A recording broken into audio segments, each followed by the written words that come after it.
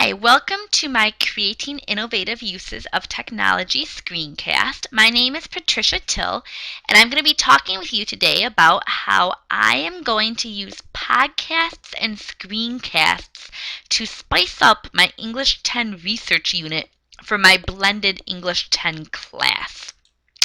The reason I'm doing this, basically I've taught at Richmond High School for the last 10 years, and our English 10 students do a research project. Traditionally, they have written a research paper, put together a PowerPoint about their paper, and then presented that to the class.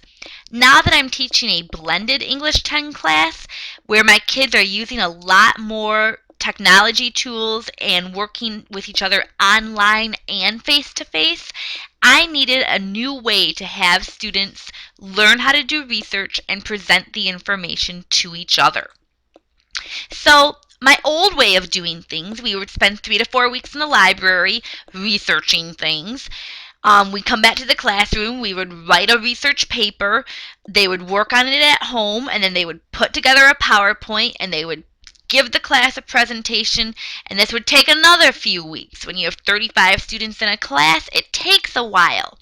So with my new way of doing the research unit, we're still going to spend some significant time on it, but they're going to check in with me through screencasts to show me different things that they're learning. And then they're going to present their final information to their classmates through a podcast. Rather than getting up in front of class and talking, they'll talk to each other online. They can learn about each other's research online, and they can help each other with that research online. And I think this is going to make it a highly effective unit. Oops, I went one too far there. So for my first lesson, it's going to be my Screencast series lesson. And students are going to show me and each other how they're doing their research through a series of 3 screencasts. First, they're going to show me how they're searching the internet and making sure that their searches and the articles and the websites they're coming up with are reliable. Then they're going to do a screencast to show me how they are going to cite their information. How are they going to do in-text citations? How are they going to do a works cited page, etc.? And finally, they're going to do a third screencast of their choice to maybe show me how they're formatting a paper, show their classmates how to make a podcast on Audacity, show their classmates how to post things to Blackboard. It's their choice. All of these screencasts are going to be formative in nature, and they're going to be checkpoints throughout the unit. And I'm going to be responding to them to give my students some help and guidance. Now, like I said, my students are familiar with screencasting, and they're going to use a website that many of you may also be familiar with called Screencast-O-Matic. In fact, I'm using Screencast-O-Matic right now to make this screencast. This is the website. I'm not going to go into a lot about it right now. It's pretty simple. You just hit this button, another box pops up, you hit a red button, and you can start recording. Like I said, I'm not going to go into that right now because I'm actually in the middle of recording, and so I don't want to interrupt my screencast currently. They're then going to post their sites or their screencasts to our class website, which is on Blackboard. My district gets all of the teachers a Blackboard account, and so my students have been using this all year. I've not yet made this available to my students, but they know that they should always check the assignments page, which I clicked on a minute ago. I made it unavailable to students, which is why the coloring's a little bit different, but they would simply click on the research unit. They have a couple of videos up at the top here, how to make a screencast, how to make a podcast, so that they can review these things, and then they would simply click to post their screencast here, just like we do. They'd create a thread, and they'd put in the link for their first screencast. In the subject area, there were some directions there that I didn't show you, but they would put the title of their screencast and their name. So they might say, How to Research Trisha Till, and then they would just put the link to their screencast right in here. So then They might also use some websites like Google Scholar and citationmachine.net to do some of these screencasts to show me how they're doing their research. I'm not going to go into that in great detail right now because of time, but Google Scholar is a really great site. I'm just going to show you one real quick thing. If you're researching a topic, like let's say you're researching Mark Twain, you can see right on Google Scholar, it's a book. Oh, okay, and it was cited by 1,462 people, so it must be pretty reliable. They can scroll down, obviously a lot of different things come up, but they can show me through here how they found out about the reliability, how they found different articles, etc. And so that's pretty cool as well. What do teachers need to know? Well, basically, it's pretty simple. You need to know how to make a screencast. If you don't know how, you might go to screencastomatic.com or search YouTube. There's plenty of tutorials. You need to know how to use a website for submission. I've been using Blackboard, but you could use Weebly or anything else. Most importantly, you need to know how to give constructive and immediate feedback. Because these are formative assessments, the students need to know that you're watching their screencasts and that you are correcting or praising what they've done. Students need to know how to develop a screencast. Like I said, this lesson, my kids already know how to make them. And they also need to know how to post videos to Blackboard, which again, they already know how to do. You can actually go to this video that was made by Screencast-O-Matic. It's right on the Screencast-O-Matic site. They have a video for you. It'll start playing here. With just one click, you can bring up our screen recorder, which you can drag and resize to record anything on your screen. You can also choose from some standard recording sizes, including HD sizes. And so I'm not going to make you watch the whole thing because of time, but again, it's a really simple video and it shows you what Screencast-O-Matic is like. So the advantages to this project, I think that there's more checkpoints during the research unit that use technology. It's going to keep me more on task with my students. Hopefully it'll keep them more on task as well because they can get feedback both from me and from their peers. Learning from each other always helps.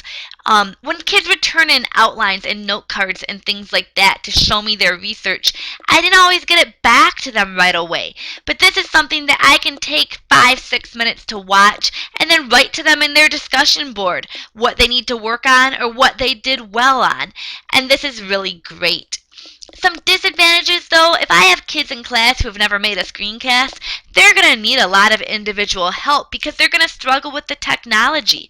Relying on Screencast-O-Matic causes some problems at times because Java always wants to be updated, and that can be an issue. Some of my kids like to use Camtasia or Jing, and this is perfectly acceptable as well. For teachers whose students don't have the resources at home and school to do this, it might cause some problems, and time is the biggest issue. If you're not learning in a blended or an online environment, this might not be the lesson for you. But since we are learning that way, I'm going to go on to lesson 2.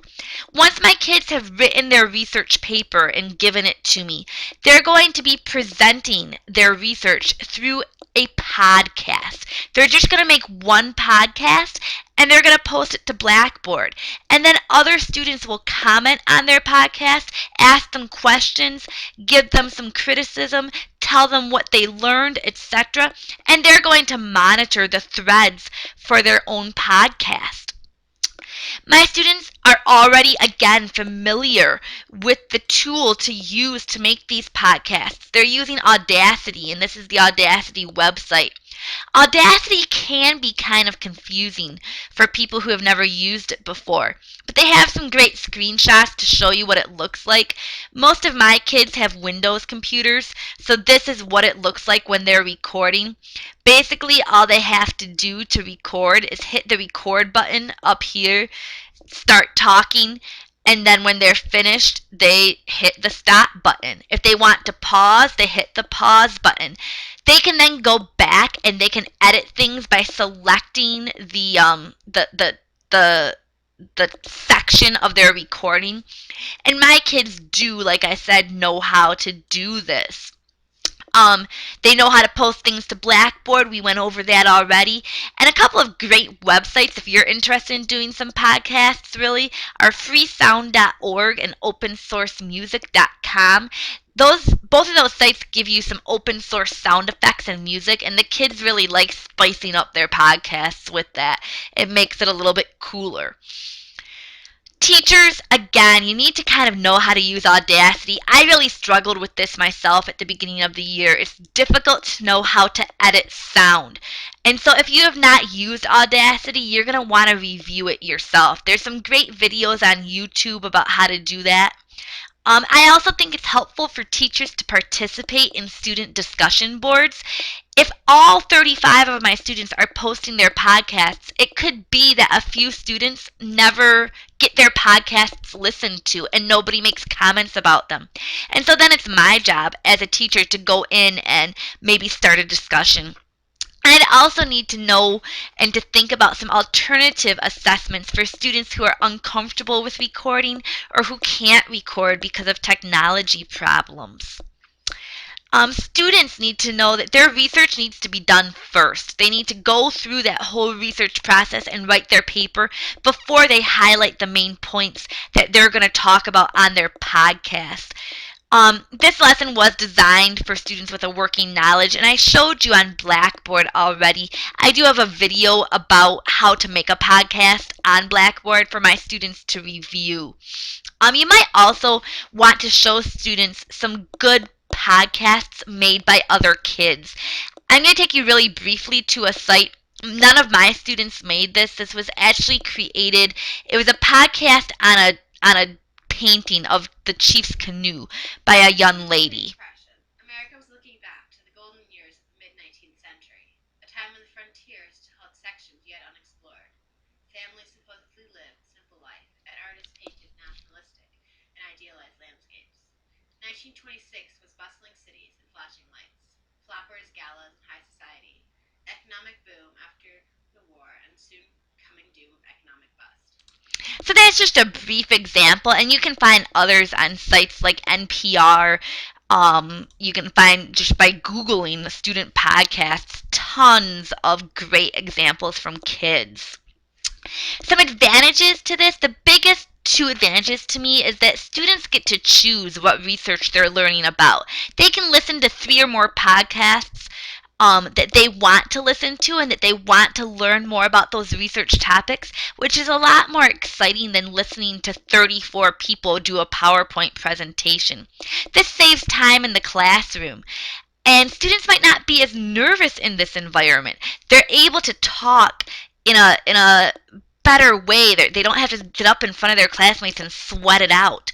And they can be a little bit more creative about what they're going to share. They don't have to read their whole paper by any means. They can decide, are they going to add music? Are they going to add some sound effects? How are their voices going to be used, etc.? Some disadvantages, obviously those who haven't used Audacity are going to have some trouble and need some individual assistance. The other big disadvantage that I have concerns with, if they're not responding to each other on discussion board in a timely fashion, then the class isn't going to be successful. And so I'm worried about that. That's my biggest worry with this lesson. The reliance on Audacity can cause some problems if something happens to the website. And if students are uncomfortable recording their voice, I'm probably going to have to find an alternative assessment for them. I've thought about it a little bit and thought about letting them come in and present to me individually or to the class if they just don't have the technology to use. So in conclusion, my English 10 blended class is going to be starting this when we return from spring break. We're going to be doing a lot of research in class still, but this is just an overview of how to use some technology, screencasts and podcasts, to make this a little bit more interesting and timely for the blended classroom. I really am looking forward to this project. I talked about it with my principal today during my evaluation, in fact, and she's looking forward to it as well. I think it's a great way to get kids involved And I hope that you've enjoyed my presentation.